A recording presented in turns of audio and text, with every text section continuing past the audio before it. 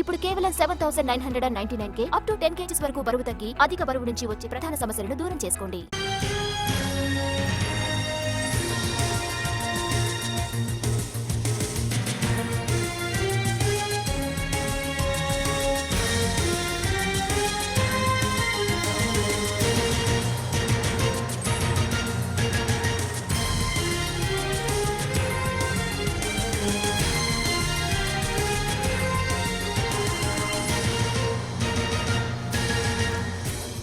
విశాఖలో కూటమి ఎమ్మెల్సీ అభ్యర్థి ఎంపికపై ఉత్కంఠ కొనసాగుతోంది.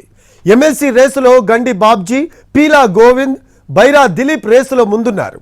సాయంత్రంలోగా కూటమి అభ్యర్థిని ప్రకటించనున్నారు చంద్రబాబు. ఇవాళ వైసీపీ అభ్యర్థిగా నామినేషన్ వేయనున్నారు బొత్స సత్యనారాయణ. మొత్తం 838 మంది ఓటర్లుండగా వీరిలో వైసీపీకి 598, కూటమికి 240 వరకు సంఖ్యాబలం ఉంది. ప్రతిపక్షానికి ఉన్న ఎంపీటీసీలు, జెడ్పీటీసీలో పలువురు ఇప్పటికే అధికార పక్షానికి టచ్లో ఉన్నట్టు ప్రచారం జరుగుతోంది. మ్యాజిక్ ఫిగర్ 425 కాగా కనీసం 500 ఓట్ల మద్దతు లభిస్తేనే ఈ ఎన్నికల్లో సునాయాసంగా గెలుపు సాధ్యమవుతోంది. టీడీపీ ఎమ్మెల్సీ పోటీకి సిద్ధమవడంపై వైసీపీ మండిపడుతోంది. సంఖ్యాబలం లేకపోయినా ఎన్నికల బరిలోకి దిగడం అంటే ఖచ్చితంగా ప్రలోభాలకు గురి చేయడం, అధికారాన్ని అడ్డుపెట్టుకుని భయపెట్టే ప్రయత్నంలో భాగమేనని ఆరోపిస్తుంది వైసీపీ. మరోవైపు రాజకీయంగా ఎదుర్కోవడానికి ప్రతిపక్షం పూర్తి స్థాయిలో సన్నద్ధమైంది. మండలాల వారీగా ఎన్నికల బాధ్యతలను పార్టీ ముఖ్య నాయకత్వానికి అప్పగించింది. మాజీ మంత్రులు, పార్టీ సీనియర్లు ఇప్పటికే ఎన్నికల ప్రచారం, ఓటర్లను కాపాడుకునే పనిలో నిమగ్నమైపోయారు.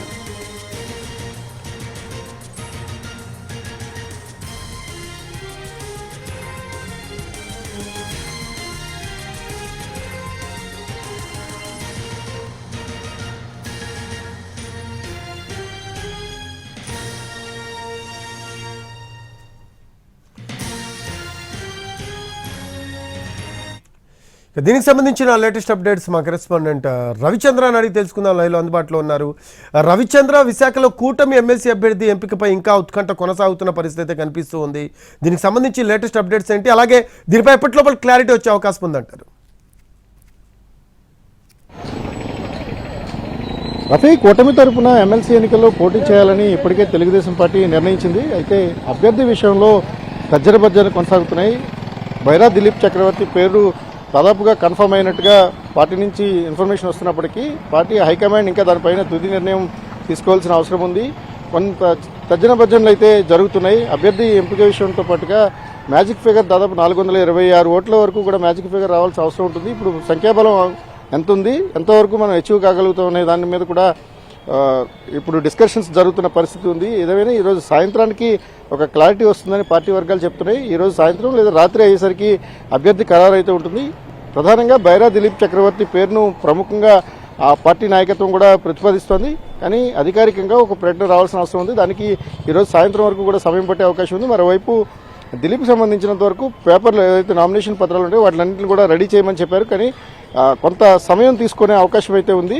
2 కారణాలు. ఒకటి, దిలీప్ పోటీ అయితే ఎంతవరకు అచీవ్ కాగలుగుతాం అనేది ఒకటైతే, 2 ఓటర్లకు సంబంధించి ఆ సంఖ్యాబలాన్ని ఎంతవరకు తీసుకోగలుగుతాం అనేది ఒకటి. రెండింటి మీద కూడా ప్రస్తుతం పార్టీకి సంబంధించి ముఖ్య నాయకత్వం అంతా కూడా చర్చిస్తోంది. రాష్ట్ర పార్టీ అధ్యక్షుడు ఈ ప్రతిపాదనలను సీఎం దృష్టికి తీసుకెళ్లడం, ఆయన చర్చించిన తర్వాత ఒక ఫైనల్ డెసిషన్ అయితే తీసుకోవాల్సిన అవసరం ఉంటుంది. కాబట్టి మరికొంత సమయం అయితే ఖచ్చితంగా పడుతుందని పార్టీ వర్గాల నుంచి వస్తున్న సమాచారం మనకు తెలుస్తుంది. రఫీ, ఎస్, అయితే మ్యాజిక్ ఫిగర్ వచ్చేసి 460 రవిచంద్ర, 500 ఓట్లు ఉంటేనే ఎవరైనా కూడా గట్టెక్కే పరిస్థితి. ఆ దిశగా ప్రతిపక్షం కావచ్చు, అధికార పార్టీ కావచ్చు, ఎటువంటి అడుగులు వేస్తున్నాయి? అయితే ఈ ఎమ్మెల్సీ ఎన్నికలకు సంబంధించినంత వరకు ప్రతిపక్ష వైఎస్ఆర్ కాంగ్రెస్ పార్టీకి దాదాపు 590 ఓట్ల మెజార్టీ ఉంది. ఇందులో కొంతమంది ఈ ఆపరేషన్ ఆకర్ష్ కావచ్చు, లేకపోతే అధికార పార్టీ వైపు మొగ్గు చూపుతున్న వాళ్ళు కావచ్చు, వీళ్ళందరినీ కూడా ఎటు నుంచి ఎటు లెక్కలు తీసినా కూడా అధికార పార్టీకి సంబంధించి చాలా స్పష్టమైన మెజార్టీ ప్రస్తుతానికైతే కొనసాగుతోంది. మరికొంతమంది తమ వైపు వస్తారని కూటమి వర్గాలు అంచనా వేసుకుంటున్నాయి. కానీ మ్యాజిక్ ఫిగర్ కన్నా రెట్టించిన, అంటే దాదాపు ఇంకొక 100-150 ఓట్ల ఆధిక్యంలో వైఎస్ఆర్ కాంగ్రెస్ పార్టీ చాలా స్పష్టమైన ఆధిక్యంతో కొనసాగుతోంది. కానీ కూటమి మాత్రం ఖచ్చితంగా తమ వైపు వస్తున్న వారి సంఖ్యను కూడా లెక్క వేసుకుంటుంది. 426 మ్యాజిక్ ఫిగర్ అయ్యే అవకాశం ఉంది. ఒక 2 ఓట్లు అటు ఇటు అయినా కూడా 425-26 మధ్యనే మ్యాజిక్ ఫిగర్ ఉంటుందని అంచనా వేస్తున్నారు. ఏదేమైనా అవసరానికి మించి తెలుగుదేశం పార్టీకి ఇంకా 150 నుంచి 200 ఓట్లు అవసరం అవుతుంది కాబట్టి ఈ పెద్ద మార్జిన్ అంటే ఎంతో పెద్ద ఎత్తున ఓటర్లను సమీకరించుకోవడం ఎంతవరకు సాధ్యం అవుతుందనే దాని మీద కూడా కొన్ని తర్జన భర్జనలు అయితే పార్టీలో కొనసాగుతున్నాయి.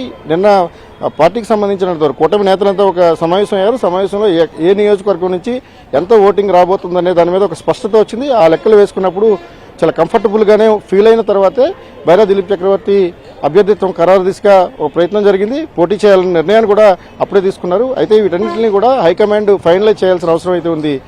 Rafi, thanks for updates Ravichandra.